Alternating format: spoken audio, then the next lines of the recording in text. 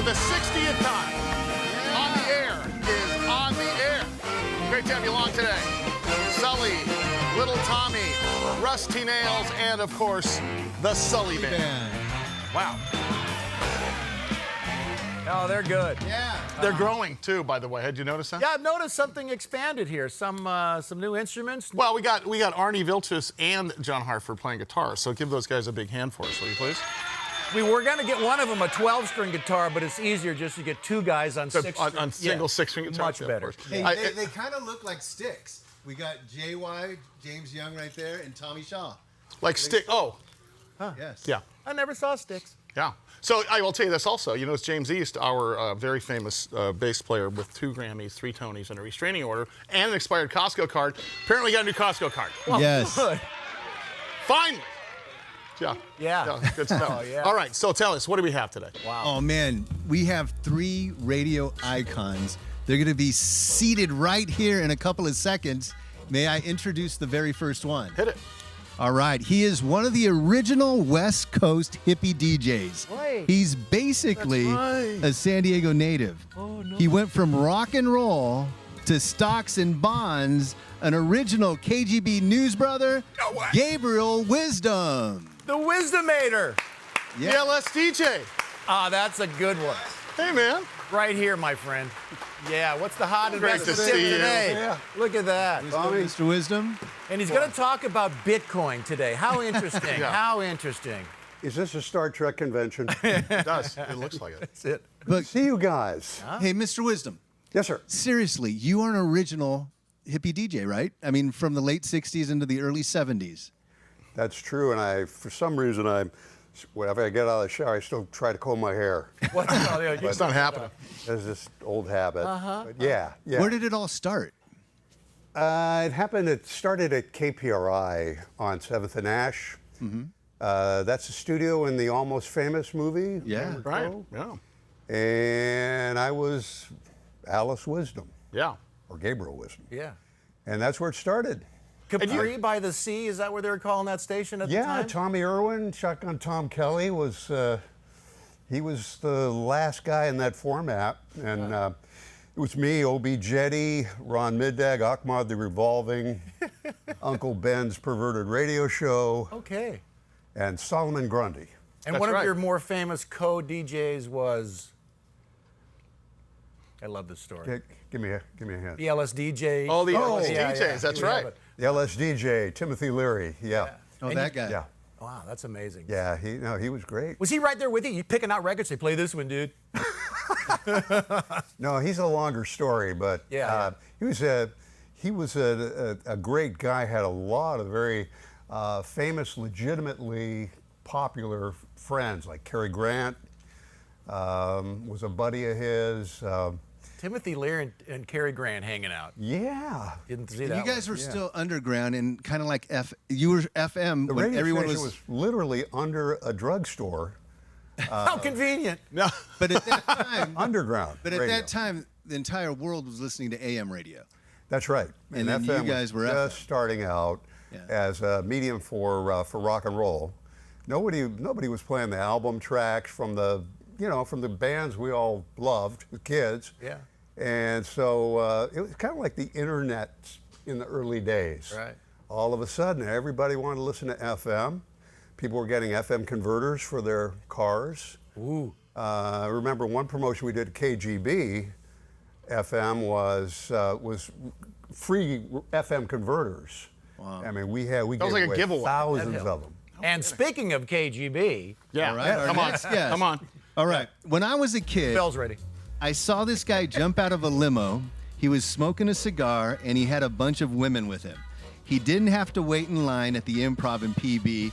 I wanted to be just like this dude. I wanted to be just like Jeff Prescott. Oh, my God. God. The voice. He's busy, very busy. Hold on. I'm talking to Gabe. It's great to have you guys in the same room.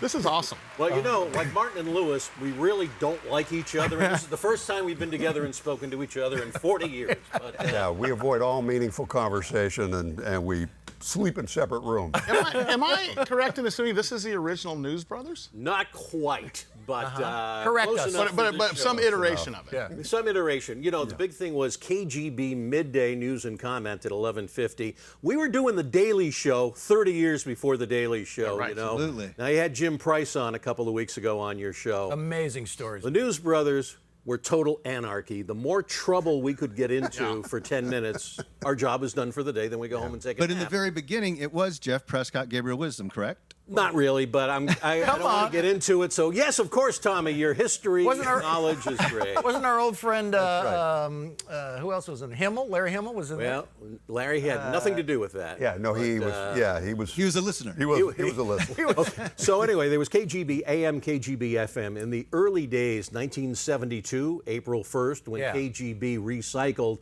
amongst the original disc jockeys became, you know, Jesse Bullitt, Bobby Ocean, Gabriel Wisdom, Richie D. Rogers, Lou Rogers, and Larry Himmel. And then Larry did the morning show on the AM, on the FM, and was a good friend. And sorry he's not here still. What station did you start on, Jeff? What was the original station? In San Diego, 97.3 KSEA, 1973. We tried to beat the crap out of KCBQ and went nowhere. So you might have heard of the McInnes family. Sure. Yeah. Yeah. Well, they owned KSEA and KSON. We were KSON's FM station. We were in the College Grove Shopping Center. Oh, yeah. Downstairs, if anybody remembers, next to the post office. You had to go through, like, you know, you're going to be mugged on the way to this place. But I had one good newscast in 2 years at KSEA. I sent it to Brad Messer at KGB, and I got hired. Okay. Wow. So that's how it all started. So I remember must have been early 80s. I'm in PB in front of the Improv, and a limo pulls up. I'm waiting in line. I'm at the end of the line, but a limo pulls up, a black limo. The doors open, and women come out, and then Jeff Prescott, you come out smoking a cigar. And I'll always remember, you didn't have to wait in line. You went straight to the door, and then you said to the guy, "I'm going to leave early because I'm going to the Belmont Park. I'm going Kentucky to Derby." No, the Kentucky Derby. Yeah. Absolutely a true story. That was 1986, and I did go to the Kentucky Derby. And the winner that year was Ferdinand, jockey Bill Shoemaker. I had 20 to win, 20 to place. I won $280, and that just about covered my cab fare 2 miles from the hotel to the airport. Don't ever go to the Kentucky Derby, man. It's a ripoff. That is a true story. All right, Jeff, were you always morning radio? Were you ever overnights at, KLFU in Arkansas? Or? I started off all nights at KSEA, actually, on the weekends, midnight to 6, because if you don't work midnight to 6 in radio, you're nobody. There it is. Rock and religion. Loved it. Drop the needle and go take a I coffee literally, break. at 5 o'clock on Sunday morning, dropped the needle down for, the God holy hour or whatever.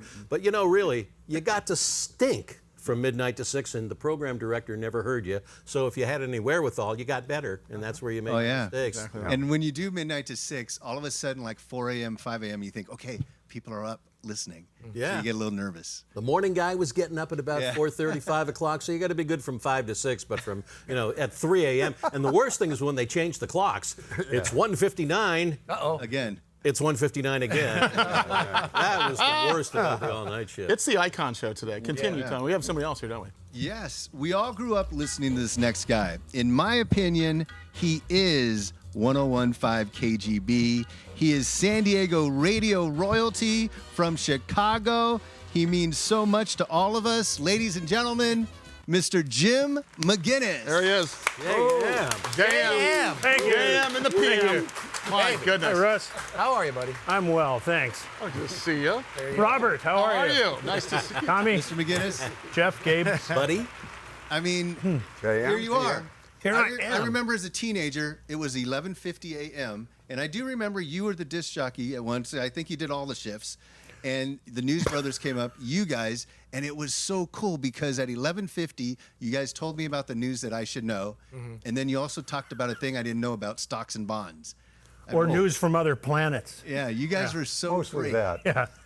We got stocks and bonds. Dr. Bronner. Yes. Yeah, master soap maker, rabbi. Yeah, it was a real thrill to have these guys as part. I did on KGB the first time I was there was for 28 years.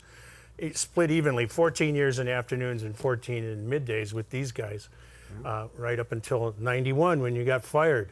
Yeah. Because the owner of the station hated the News Brothers. He was up in Beverly Hills. Oh, that's right. Willett Brown, and he kept telling the program director, get rid of those guys, get rid of those guys, and they all refused until Tom O'Brien came in and was the PD, and he finally succumbed to the pressure and gave Gabriel and Eric Thompson, who had taken Jeff's place, gave them both the axe, and that ended that historical run of like 18 years. Well, the midday news started like 72. 72. So 19 Brad years. Messer and Brent Seltzer. 19 years. I'm still off to high school listening to you guys on the, You're not that young, buddy. Yes, I am. That's you me by a few years. Jim, where did you start? What was the first first crack of the mic? All right, the first time I ever went on radio was in 1964 with a classical music show. I had a writer and a producer and a director and all that stuff. Nice. But I didn't get paid for doing radio until 1970 when I got a job at Radio Free Madison in Wisconsin. Oh, sure. Which was exactly what it sounded like. The format was, okay, you're on for the next 4 hours. There's the records. Yeah. Boy, it was hell. It was radio. heaven. I'm telling you, it was awesome. And I became the PD there in short order and stayed till July of '73 when I came out here on vacation. And I had a reel-to-reel tape with me, and just on a whim took it to KPRI, and no one was there because it was a Sunday or something. Yeah. So I just left it and said, whatever. And I got home, and a couple of weeks later, I got a call from Mike Harrison, the PD at the time. He says, hey, you want to work in San Diego? I said, hell yeah. He says, we pay $550 a month. And I was making $800 already in Madison. And I said, sure, yeah, of course. You save money on winter wear. Oh, they say, they get paid in sun dollars, and all that stuff. So I said, sure. And I jumped at it, because I knew something big was going to happen. So what year was that? 1973. And that's KPRI, but you're synonymous to KGB. Well, I lasted 10 months at KPRI, and I started complaining about them to everybody. And I went over to KGB and talked to Rick Liebert. And I said, I want to get out of here. Can you help me? He said, well, we'll see. Then a couple of weeks later, I'm doing my midday show on KPRI. The phone rings, and it's Rick Liebert. And he says, hey, I want you to be the new morning guy on KGB. And I said, oh, great. When do I start? Tomorrow. Okay. So that was the first time I got fired. Is that right? That's right. Jim and I hold the record. I've been Together. fired twice. From KGB. Well, 3 times. Yeah, Okay. see, you got Winner. the record, man. Yeah. So anyway, they said, you want to do mornings? I said, sure. And the next day I was on KGB. It was April Fool's Day it was May Day of 1974. And I worked there till October of 2002 when I was unceremoniously cut from the payroll. Yeah. Yes. I have an interesting fact about you many people don't know. You speak Russian. Well, un poquito. No, I took Russian, 4 years of Russian in high school. Yeah. And Russian literature and the like in college. But Just rattle that up. Have you been back to the mother country? I went to Russia in 1990. Yeah. Spent a week in Moscow. Yeah. Just whipping off the. Russ went to Moscow. Russ went to accidentally, Russia. yeah, that First thing Russ does, he goes to the hotel, opens up his laptop and says, hey, what's the Wi-Fi password? What could go wrong? Opening up your Wi-Fi password to your computer. And then all That data hell is went. still going around over there. Well, it was a thrill being in Moscow in the Sheremetyevo airport, sticking KGB stickers up Right. on the wall. They'll follow you on that one, yeah. Did they recognize you as a Sure. running dog lackey of the bourgeoisie? Running dog lackey of the bourgeoisie. Yes, Did they? certainly was. So yeah. I got into No, radio. people were great. It was awesome. I got into radio in June of 1982, and when I got in, everyone said, hey, you just missed it by a couple of months when rock stars used to come to the radio station and party and just have a lot of fun to get their records on. Sure. You guys have been in radio since the 70s, Since it was invented. so you must have those rock star stories. Sure. Let's start with Mr. Prescott. Do you have a rock star? You can plead the fifth. Well, I worked mornings, so I was asleep when most of it happened. I'm going to defer to these guys. They have much better stories. But I think I overheard you tell a story about in your bed with a famous person. I can expound on the Timothy Leary story. I do have the distinction of watching the Three Stooges on my bed with Dr. Timothy Leary. Now, let me explain. Okay, here's a wild one. I never said we were in bed. I said we were on the bed. Now, this is a real San Diego story real quickly. I used to live from 1974 to 78 on the boardwalk at Pacific Beach and Mission Beach at what is now the Lahaina Beach Club. That's right. Everybody knows the Lahaina Beach Club. It's got the patio there. That was my house for 4 years. Through Party him, Central. I was having a Three Stooges party. I got Three Stooges 16 millimeters, and we're having a party that night. Yeah. Timothy Leary comes over, and I'm sitting on the bed with him, and we're watching a Shemp he even laughed at.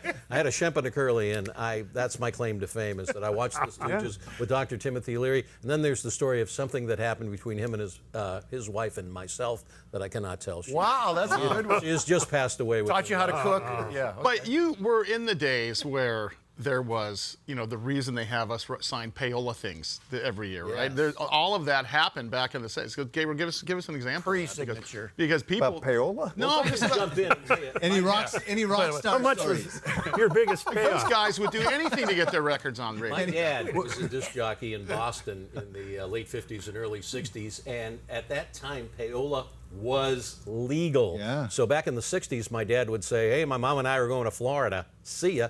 And the record companies paid for it. He testified in Washington along with Dick Clark with the payola hearings. It was outlawed in the early 60s. A little thing you're missing about your dad, he was the producer of the Archies. Yes, he was. 1969 Sugar, my dad, and Don Kirshner. With the going on the coattails of the Monkey. Now, my dad also did the show called Fat Albert. Sure. And the Cosby Kids with some guy named Bill Cosby. And I think we're under oath, so that's as far as I can go with that. That's another one, yeah. Pinocchio in Outer Space. Well, Pinocchio in Outer Space Another. was another film that he did. By the way, that's not the first time Gabriel said Pinocchio in outer space. Back when he was at LSDJ, it was like a thing. on the water. 10 o'clock. That was a Filmation cartoon, was it not? And my dad took us to see Pinocchio in Outer Space one night at the movie theater, and we were the only ones in the theater. Hence my horrible childhood. But Mr. Wisdom, do you have a rock star story that we can get to after the commercial break? Absolutely. Yeah, it gives and me you too, time Mr. now. McInnes. You have sponsors? He's still getting. I'm on. Talk about shenanigans. No, and yeah, and we got to talk. Yeah, we got to talk about the biggest names that have come through your deal. I'm going to spill a story about you that a lot of people don't know, and of course I'm going to talk about the Shenanigans also, because the Shenanigans, a very, very popular band in San Diego. And I don't think you would be doing what you do with finances if it wasn't for that young man. Probably right not. Probably not. All right. Oh, That's wow. exactly right. See that? Full circle. All right, it's the Legend Show. That's for sure.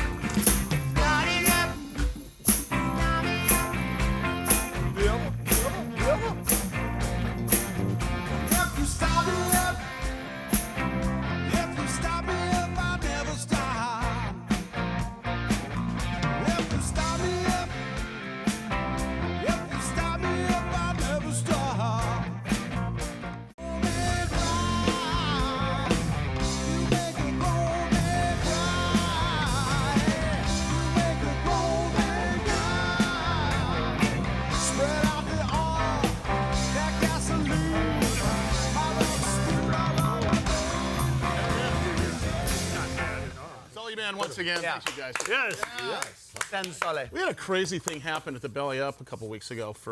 We had a show at the Belly Up, and James East, of course, is a well-renowned bass player. His brother Nathan East and he have both played with Eric Clapton. I think Nathan's on tour with Eric Clapton now, right? Isn't that right, Jim? So during We're going to this meet Eric. Yes. Yeah, I know. We're going to finally meet Eric.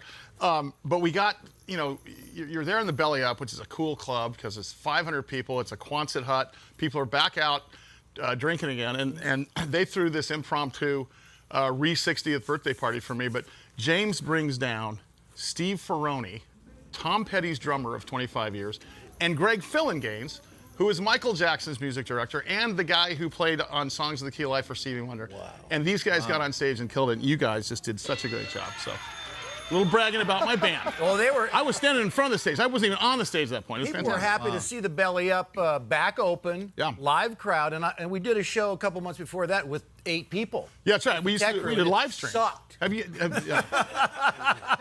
Live stream thing was a tough thing. Yeah. Because I don't know, you played on stage before, Jane. Yeah. You get done playing a song, there's usually somebody either booing or clapping, but something's going on. Something. But when you play a live stream, it's like you get done with a song and it's like, Yeah. okay, what are we doing next? That's what you get on the Zoom comedy night, too. It's like, I think they're laughing. I'm pausing because I'm thinking they're laughing. Zoom comedy night. Oh, And speaking of bands, in Tough crowd. Chicago, there's a radio disc jockey named Jonathan Brandmeier who was great on the air, but off the air, he had a rock and roll band. And everyone said, oh, wow, Jonathan Brandmeier has a rock band. Wow, cool. Man, he's so good. But 20 years earlier, you guys had rock and roll bands. You guys played in bands, right? I had bands back in 1970. Yes. 68. But in San Diego, I remember 9. what was the band that you fronted in the 70s and 80s? Well, I was Land Piranha. Went from 78 to 81. Yeah. And then I was stopped for a few years, and then I joined the Modern Rhythm Band, which was a blues band. I remember the Modern Rhythm Band. And they played till, I don't know, till 2007 or something. And then I had a brain tumor operation in 2012, and in order to get me out of the house, the rhythm section from Modern Rhythm, Jack Pinney, who, by the way, the drummer was the first drummer in Iron Butterfly. Oh, FYI. But anyway, BFD. Anyway, he and the bass player started calling me up saying, hey, come on over and practice, get out of the house and come on and practice. So I did that, and as the old saying goes, one thing led to another, and all of a sudden we have a 9-man band playing out since 2014. And they all got brain tumors. It was That's weird, yeah. It's part of the ritual. Early You FM. have to have had one. And your name, the Shenanigans. The Shenanigans is, yes. That's And cool. you're all around. Now, we can't just run out and pick up a reader like we used to and rip out the I middle was just section. thinking, the reader was where you got your music. Yeah. You look Yeah. down where the band playing and Right. boom, you'd go. Hell, man, it's hard to even get gigs, to tell you the truth. I was hoping Sully could help us I out. got you. Hook us I got up, you man. figured out. Yeah. Jeff, good. when I started in radio, which was on AM 1130 KSDO about 6 years ago, you were the morning crew at KGB doing news. And the one thing, after listening to you my whole life in high school, I didn't realize that you were such a news geek. People don't know, but you used to fly through maybe 6 newspapers a morning. That was like your 16. thing. Well, yes, I love newspapers. I still get 6 delivered every morning, and it's kind of stupid and a waste of money, but hey, what But the you heck? did that, but that was your thing. I love the news. I actually started out as a newsman. Right. Then I went to kind of like the wacky co-host of the morning show with, either Hergon or Sue Delaney or, partially with you and Mike Berger and all that. And then my last job at Kogo, I was a real news guy. Right. We did 9/11, we did the Cedar Fire, we did the Van Dam trial. I mean, I remember driving in, for my air shift didn't start till 6 a.m. I was on mornings, and you were doing news on Kogo, and I remember, as I'm driving in, hearing you do a report about a plane potentially hitting a flagpole on the North Tower on 9/11. Yeah. And it was the very first piece of it was kind of convoluted, but you guys were reporting on it. That's a big day in Well, U.S. news. the thing was, real quickly, a plane crashed into the first World Trade Center on 9/11. Now, you remember the PSA crash of 78 in San Diego. Right. It was a clear day, and so I'm thinking, it could be operator error, it could be some mistake. And then, like, within 10 minutes, another plane crashed in. I asked our business editor, George Chamberlain, could this be off the air? Could this be a coincidence? And he said, no. At that time, I literally started shaking for 30 seconds when I realized the magnitude, and I said, hey, idiot, you got to get it together because this is big, and you're going to be there all day. We're on the air for 8 hours straight after that. Well, keep in mind also, those were the modern radio studios now have computers and monitors and screens. We had, I think, one TV. You guys had one TV, and maybe a computer to share. It was watching CNN, and I couldn't say it was terrorism till a senator said it was terrorism. Right. So there was a lot of speculation that we had to backtrack on, and it was a rough day. Yeah. But, it was a good radio day because we helped people. And out. that's where you'd get that news feed thing. And I remember him at 91X, he'd get these big pages. The teletype. The teletype. No.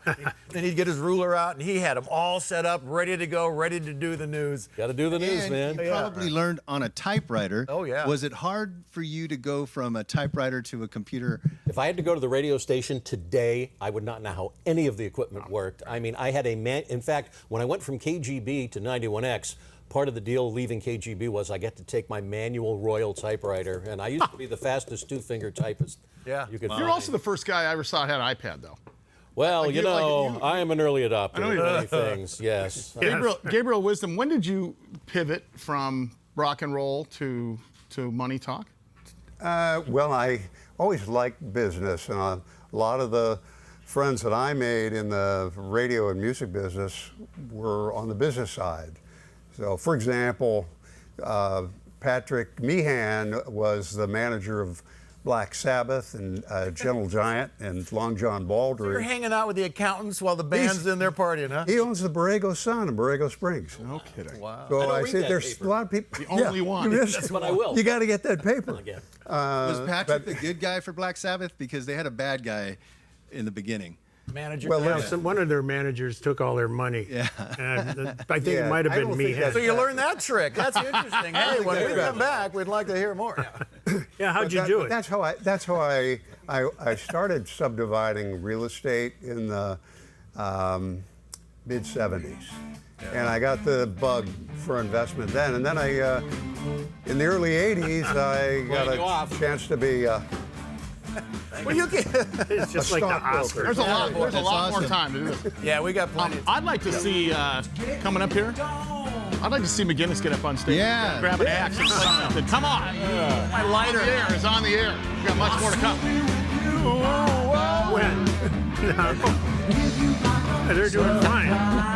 Why mess it up? I'll stay with you, darling, now. Be with you till my seas are dried up.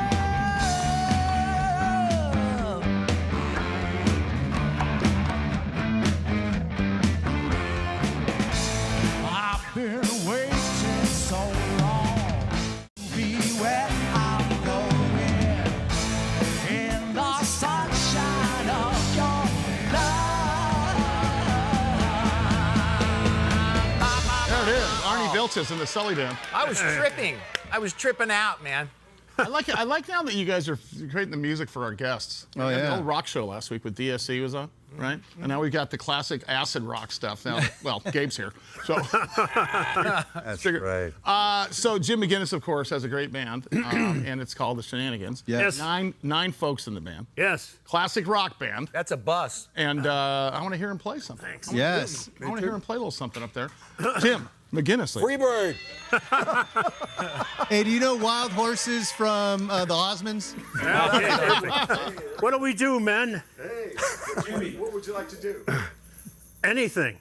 Perfect. How about a Chuck Berry tune? There you go. There we go. Wow. You know, every band, and you sit in with any band, they should be able to play Johnny Be Good. Damn right. I don't know how, but let's do it. Come on. It's in A, and it goes something like this.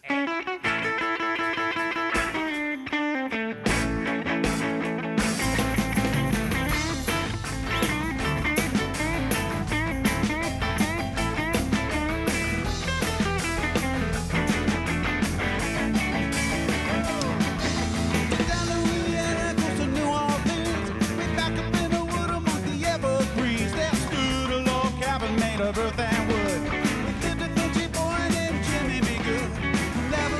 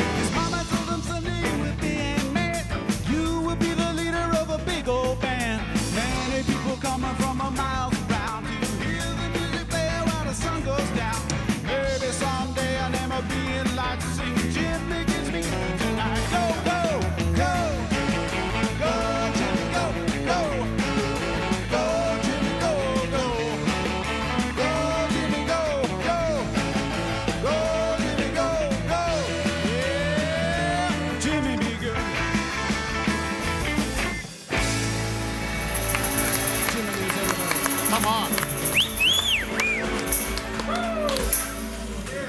Yeah. Thank you. You're too kind. Yeah. Very good. Yes. How long you been doing that? How long you been swinging that axe? What? How long you been swinging that axe? How many years? Oh my God, 57. Holy Although I plays like I just learned it last week. No, I said No, you're great, Jim. Thanks. fantastic. Jim McInnes, one more time. Come on. Thank you very much. Thank you. That was fantastic. The bell and the applause, Yeah. ladies and gentlemen. More of that. Sully.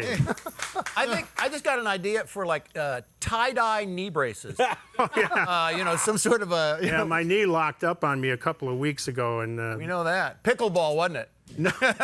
no, as a matter of fact, I was leaving a doctor's office, And going hurt your knee. downstairs, and when my leg got like this, it froze in mid-step, and I couldn't walk for a couple days. There it is. Now, if I don't have this on, I nickname my knee Snappy. Because Hey, Snappy, I got a question for you. making snappy sounds. all Let's the talk about Vinyl Resting Place. Final Resting Place, my Saturday night radio show, is a show that originated when I worked at 103.7 The Planet, where you were.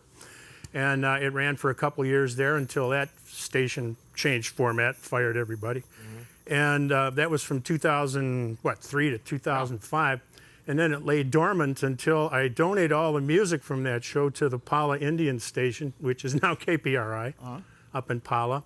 And John Fox, their general manager, called me up and said, hey, I got all this music. Why don't we revive the Vinyl Resting Place? Yeah. So we did that starting last September. So every Saturday night from 8 till 10 p.m.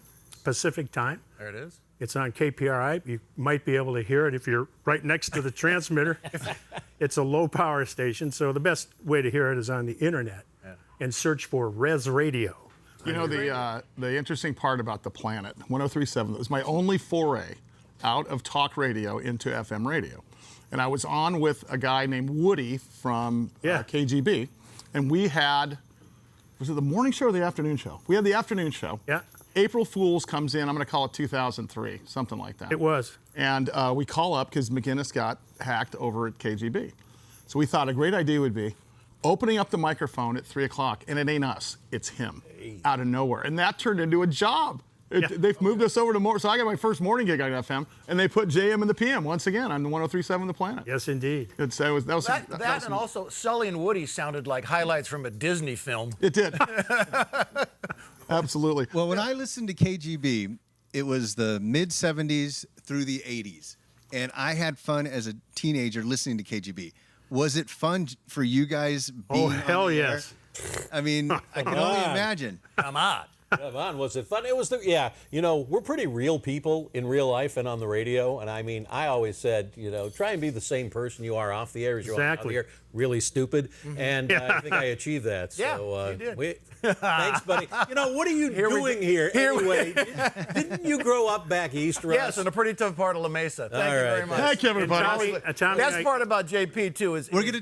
his go ahead. No, but his fake laughs when I would, you know, because he would be sitting there with the mic open and I'm trying to tell a stupid joke, and he would ha ha ha.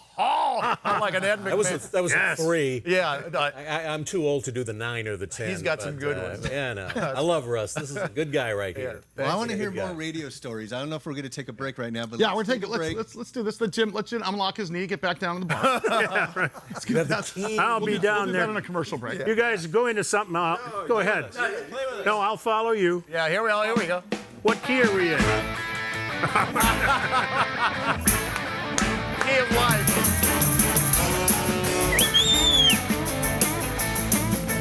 Go, Jimmy, go!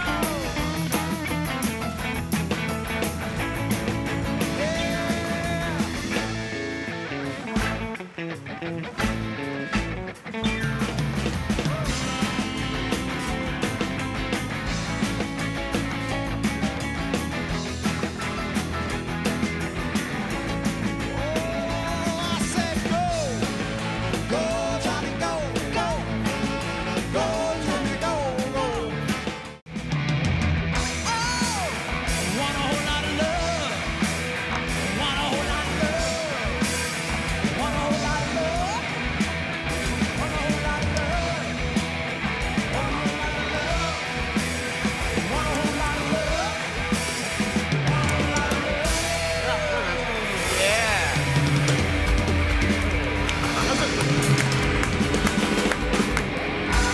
Doesn't that bring you back to Lester Bangs and KPRI back in the day? I mean, that's Never you. heard that song before. No, it's a good one. I never want to hear that song Never again. we should talk about how we used to throw the cards at KGB. Yeah, that's right.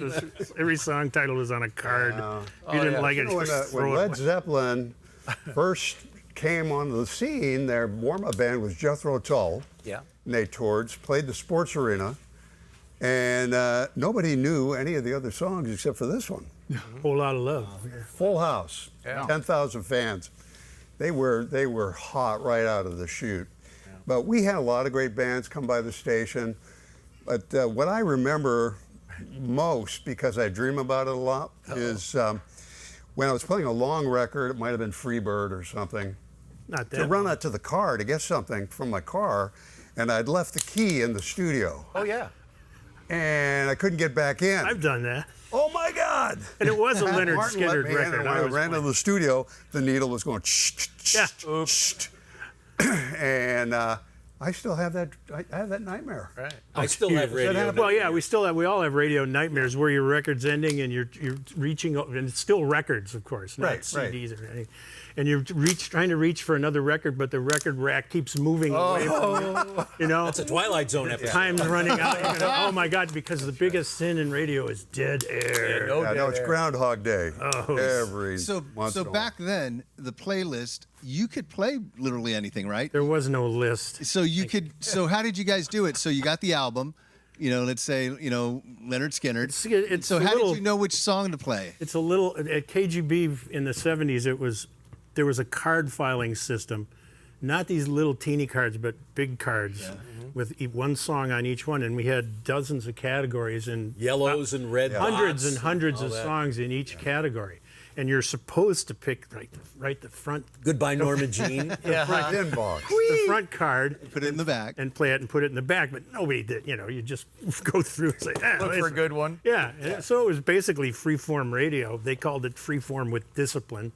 Wow. If it wasn't on a card, you weren't allowed to play it, but there were thousands of cards. And did you have bathroom songs like Nights in White Satin, I think was 7 minutes, 13 Bathroom seconds? song. Yeah. If that's where you could go. Well, Right, yeah, and when that's we were on Pacific dream. Highway, there was a bowling alley nearby. So Ran we would down put there? on, I would put on, I think the Inagata longest, Davida. yeah, something like that. Or we had a 20-minute Allman Brothers or something. I put that on, go over to the bowling alley, buy a six-pack, and come back.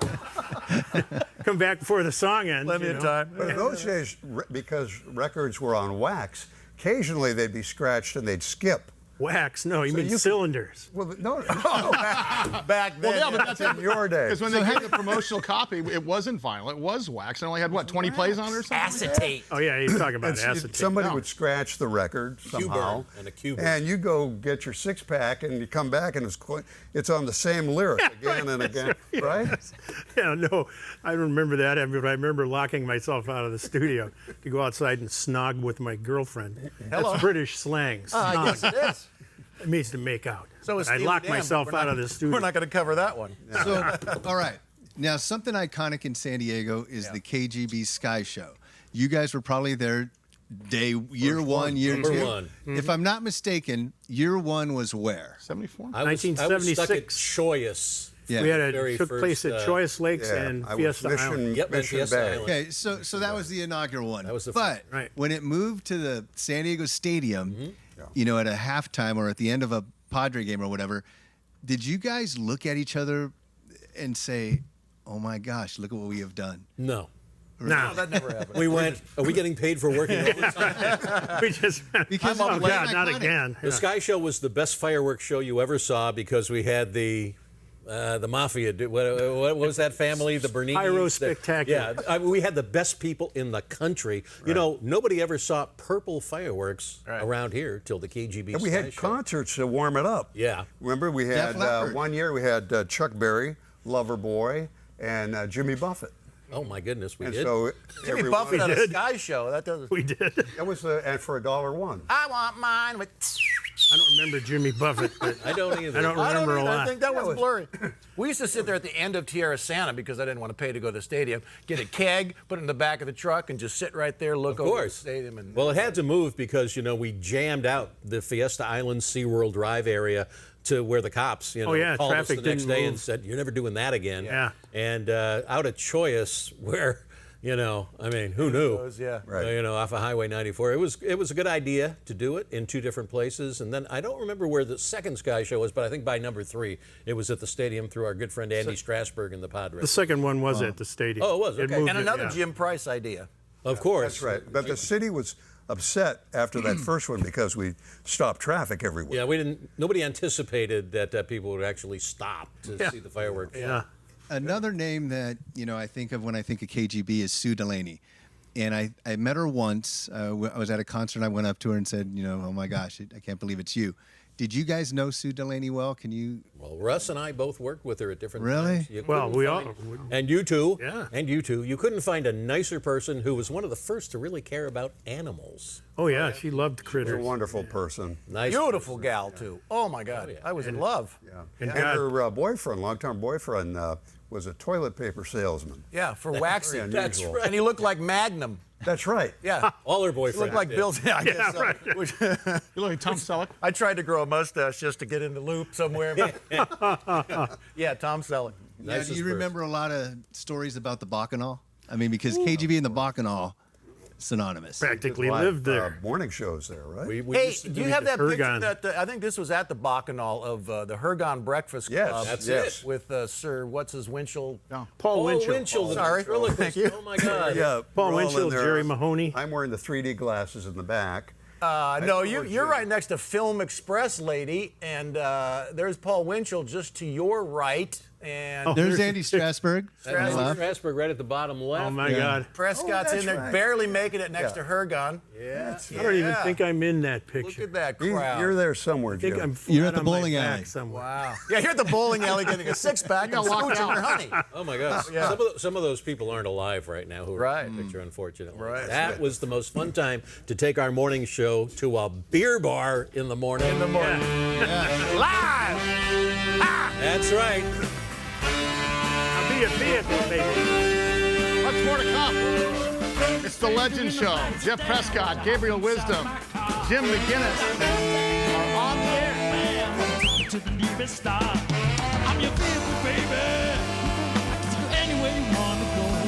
I'm your vehicle, woman. But that I'm sure you know that I love you, need you, I want you, got to have you, child. Great God in heaven, you know I love you. No, I do.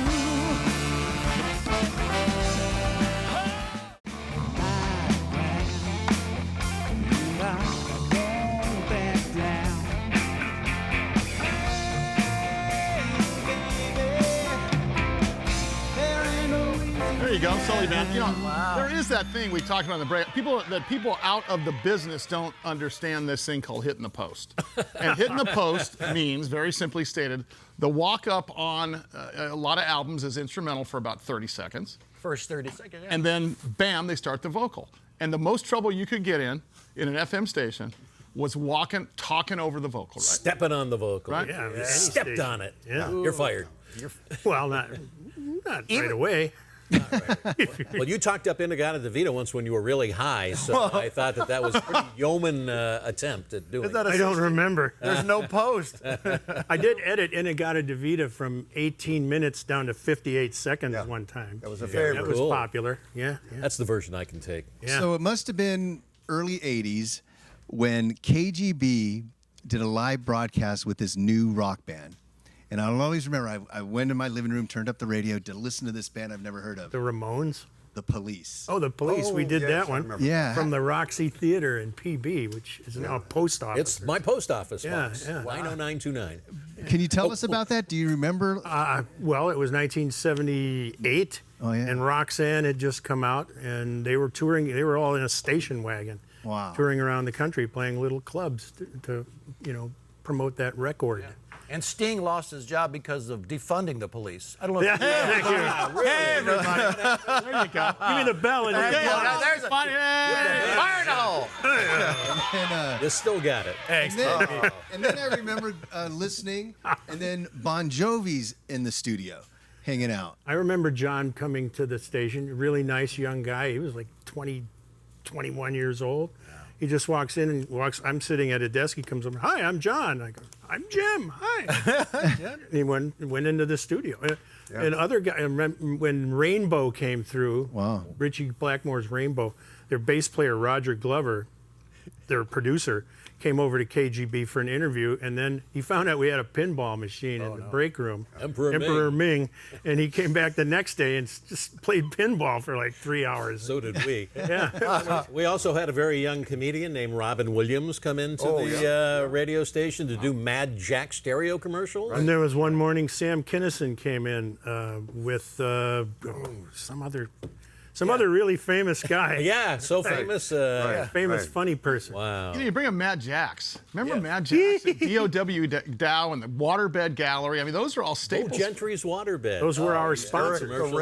Eric the Red. Record stores. Raise Bill your hand Gamble's for men, we could go on. Bill Gamble's, that's right. if you ever had a waterbed Highlander. that popped. Yes, I have. No. Yes. No, never popped one? Yeah. I'm sorry to hear that. Yeah, I must have been doing something right. Doing it wrong. He popped one with Timothy Leary. No, wait, that was another bed story. That was a regular mattress, Yeah, but right. anyway. What's next for you guys? Are you A nap. Hello. Well, start with you. You still Knee have surgery, a nap, and you still have American Money Management. that's right. Okay, that's your certified financial guru is what they call that. Yeah. Since you were Well, from the 70s. it's a money management firm. And you're a pilot. I'm a pilot. And you I got fly some, airplanes. and you got some money talks. And I'm planning to take over the world. Right. With these when you two fly to guys. space, when does your rocket lift off? Yeah, you're right. Haven't you That's built right. one yet? Is there a bond with all you guys, that I grew up listening to? Because Absolutely. I think of you bet. all at the same time. Jeff Prescott, Gabriel Wisdom, We're still and all Mr. friends. Jim McInnes. We're all still friends after 45 plus years. That's right. We may not see each other for, a year and a half, and when we get together, it's just like we just saw each other yesterday. I always We're have a in joke. touch. We Yeah. are. I always have a joke. Whenever a plumber or a construction guy comes to my house, they always say, "Are you?" And I go, "Yep, I am." And I say, "Gabriel Wisdom, Jim McInnes, Digby. We're all still friends, and we are Digby. still well." Oh, hard cheese. I remember that slogan he used to go. And Jim, you're retired now, right? I mean, Probably retired for 16 years. and you're not, Jeff, you're not. Do you do any radio now? Anything like that? No, Any this- podcasting? This You is my avoided that last whole thing. appearance anywhere. My farewell tour. Goodbye, everybody. Thank you very much. No, I'm done. And you're just playing music, and you're playing music. So you play music on stage and in a little room. Well, I have Vinyl Resting Place. Right. I also, I'm the voice of the classic rock station on a website called Live by Live, which is a streaming service. It competes with Pandora and all those other ones. So I've been hosting the classic rock channel for the last 5 years there. So altogether, add that and Vinyl Resting Place, I work 15 hours a week. Whew, without leaving home. Could you guys have done what you did in a digital world versus an analog world? Had they had digital music and podcasting and stuff, would it have been the same thing? Yeah, we'd be wise asses no matter where we were. Yeah. If they'd had the technology now, a lot of jocks wouldn't even have a job. Yeah. Mike Berger, who was part of KGB with us for years, is a voice you hear all the time. You just might not know it's Mike Berger, but he's got a phenomenal studio, kind of like this, in his home. Not as big as this. No. Yeah. Not as big as the Sully World Headquarters, but it's all digital, and he does. The big tent Toyota. sale. Yeah, Nationwide. It's all over the country. That's right. Nationwide, yeah. I heard your voice one time on a Delta flight. I don't know what it was. It was Delta Airlines, and when they used to have the little inners, you put them in the little seat thing. It never really worked very well. Yeah. You turn the volume up, and I heard. Do you remember doing that? Because you were like doing a thing on Delta. Yeah, I was doing that for Delta Airlines with a guy who's in Spinal Tap. What's that dude's name? Harry Shearer? Harry Shearer. Sure, Thank the you man very of a much. million voices, yeah. Yeah.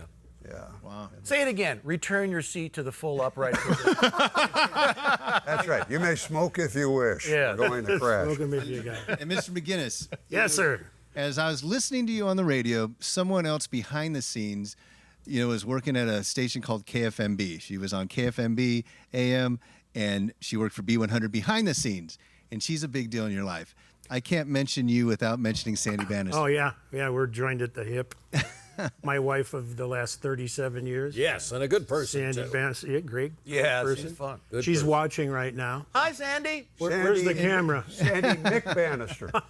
Oh, yeah. Good Sandy But I mean, she McBannister. had an equally successful career in radio Yeah. and television. She was over there, KPRI, when I started with Bree Walker, who Yeah. was on the air, and Yeah. Gary Kelly and those characters. We got to make this part one of part two if Jeff will ever come back. Jeff never coming back.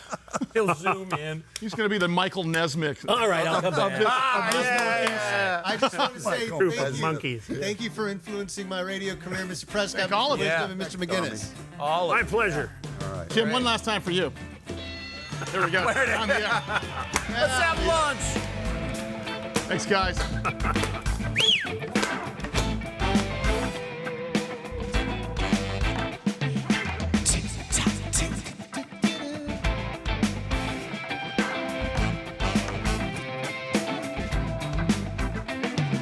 Time keeps on slipping into the future. Time keeps on slipping into the future.